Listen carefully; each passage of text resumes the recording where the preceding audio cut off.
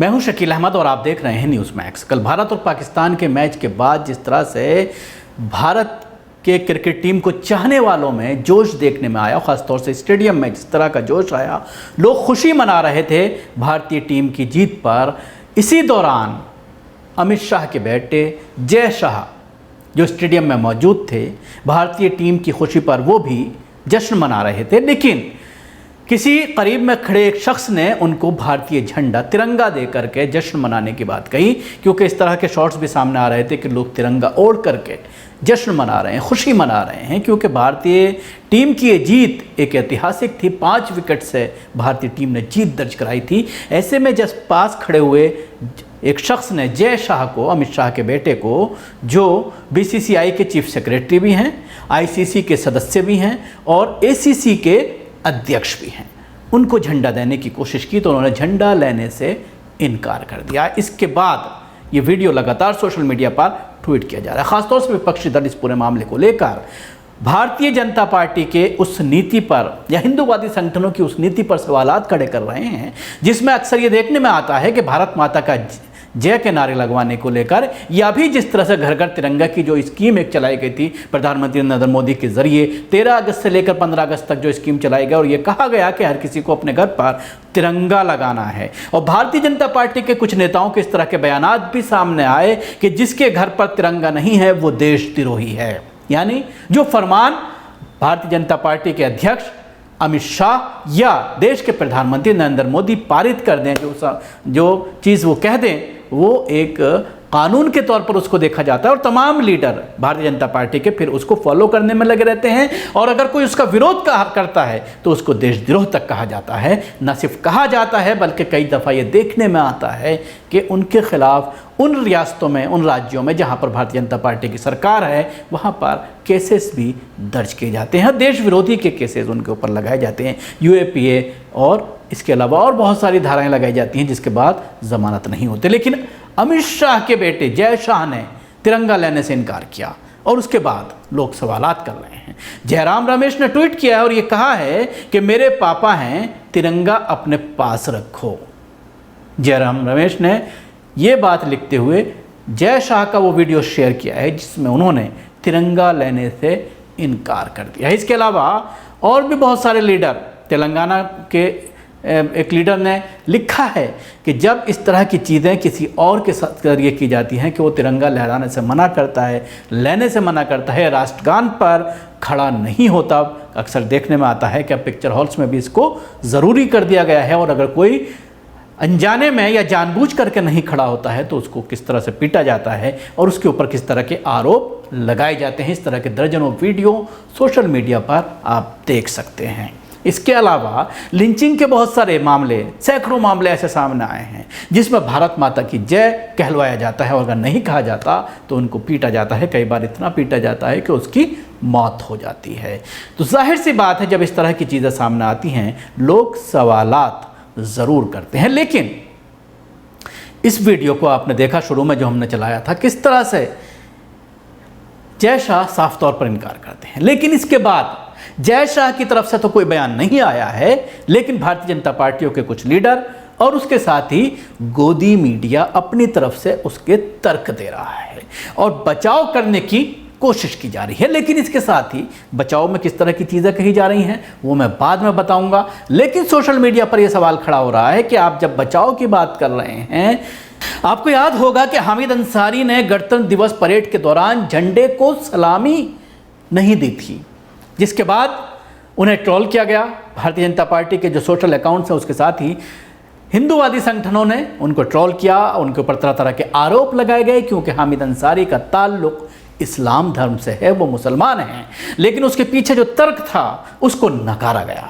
उसके पीछे जिस तरह का तर्क था और वो वाजिब तर्क था, उसके बावजूद न सिर्फ भारतीय जनता पार्टी के लोगों ने बल्कि हिंदूवादी संगठनों के साथ साथ गोदी मीडिया ने भी हामिद अंसारी के ऊपर सवालात खड़े किए थे। उसी गोदी मीडिया ने जो आज जय शाह के झंडा न लेने को जायज़ ठहरा रहा है और तर्क दिया जा रहा है, वो तर्क मैं बाद में बताऊंगा। लेकिन हामिद अंसारी ने उस वक्त भी कहा था कि उन्होंने हेड गियर नहीं पहना था और अगर आपने हेडगियर नहीं पहना है तो आप झंडे को सलामी नहीं दे सकते। ये रूल है।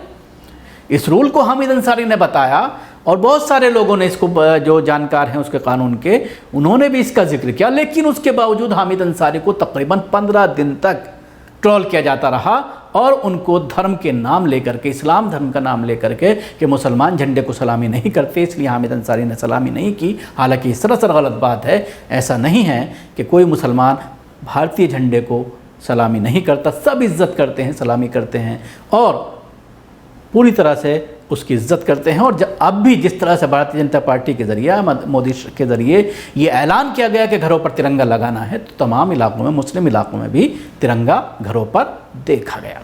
अब सवाल ये खड़ा होता है कि गोदी मीडिया क्या तर्क दे रहा है। तो आइए मैं आपको बताता हूँ। गोदी मीडिया का ये कहना है कि जय शाह न सिर्फ BCCI, भारतीय क्रिकेट एसोसिएशन के चीफ सेक्रेटरी हैं, बल्कि वो ICC के सदस्य भी हैं, इंटरनेशनल क्रिकेट कमेटी, और उसके साथ ही ACC, एशिया क्रिकेट कमेटी के जो है वो अध्यक्ष हैं।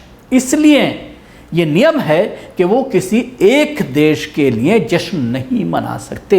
इसलिए उन्होंने झंडे को हाथ में लेने से इनकार कर दिया। ये इस तरह का तर्क गोदी मीडिया के साथ साथ भारतीय जनता पार्टी के कुछ लीडरों के जरिए दिया जा रहा है। हालांकि जय शाह अभी तक इस पूरे मामले पर खामोश हैं, अमित शाह इस पूरे मामले पर खामोश हैं और तर्क ज़रूर दिया जा रहा है, लेकिन इसको ट्रोल करके, ख़ासतौर से विपक्षी दल के नेता इसको ट्रोल कर रहे हैं, इस वीडियो को शेयर कर रहे हैं कमेंट के साथ, और सवालात खड़े किए जा रहे हैं कि जो पार्टी अपने आप को सबसे बड़ा देशभक्त कहती है और देशभक्ति का के नाम पर जिस तरह से नौटंकी की जा रही है, घर घर तिरंगे की जो स्कीम लगाई गई, और उसके बाद आपने देखा 16 अगस्त को किस तरह से कूड़े के ढेर पर झंडे पड़े हुए नजर आए। झंडे को किस तरह से उतारना है, किस तरह से उसको रखना है, इसकी भी नियमावली है, वो भी बताना चाहिए था प्रधानमंत्री नरेंद्र मोदी को, और उसके साथ ही लोकल प्रशासन को, आम जनता तक ये मैसेज पहुंचाना चाहिए था कि जब आपने घर से 15 अगस्त के बाद अपने घर से जब इसको फ्लैग को उतारें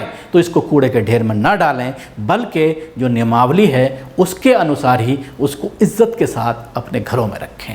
लेकिन ऐसा नहीं किया गया और उसके बाद आपने देखा किस तरह के दृश्य पूरे देश से सामने आए कि कूड़े के ढेर पर भारतीय झंडा पड़ा हुआ नजर आया, तिरंगा पड़ा हुआ नजर आया, जिसमें सब लोगों की आस्था है, जिसकी सब लोग इज्जत करते हैं। तो सवाल यही खड़ा होता है, अगर भारतीय जनता पार्टी के नेता करें, हिंदूवादी संगठनों के नेता करें, तो उसके लिए तर्क आ जाता है और गोदी मीडिया उसका समर्थन करने लगता है। लेकिन हामिद अंसारी नियम के हिसाब से अगर झंडे को सलामी नहीं देते हैं तो उनको ट्रोल किया जाता है, उनके सवालात खड़े किए जाते हैं, वो नियमावली भी बताते हैं, वो ये भी बताते हैं कि किस लिए उन्होंने सलामी नहीं दी, लेकिन उसके बावजूद उस तर्क को नहीं माना जाता।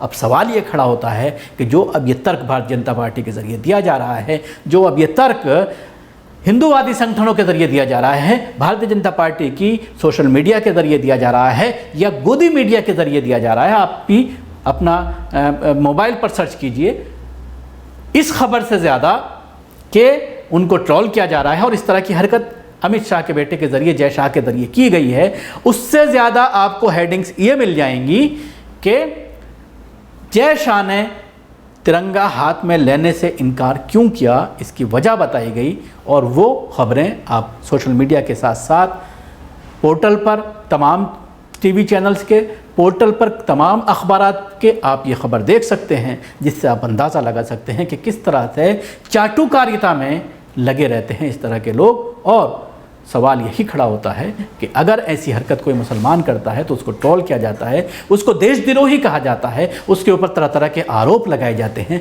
लेकिन अगर ऐसी हरकत भारतीय जनता पार्टी का दूसरे नंबर का नेता, देश का गृह मंत्री, उसका बेटा और BCCI का चीफ सेक्रेटरी, ICC का सदस्य और ACC का अध्यक्ष जब ऐसी हरकत करता है तो उसके बचाव में तमाम लोग उतर आते हैं। शुक्रिया। आपको हमारी कोशिश कैसी लगी जरूर बताएं। हमारे YouTube चैनल को सब्सक्राइब करना ना भूलें, इसके साथ ही बेल आइकन दबाएं। अगर आप ये वीडियो फेसबुक पर देख रहे हैं तो पेज को लाइक करें, उसके साथ ही फॉलो भी करें। धन्यवाद।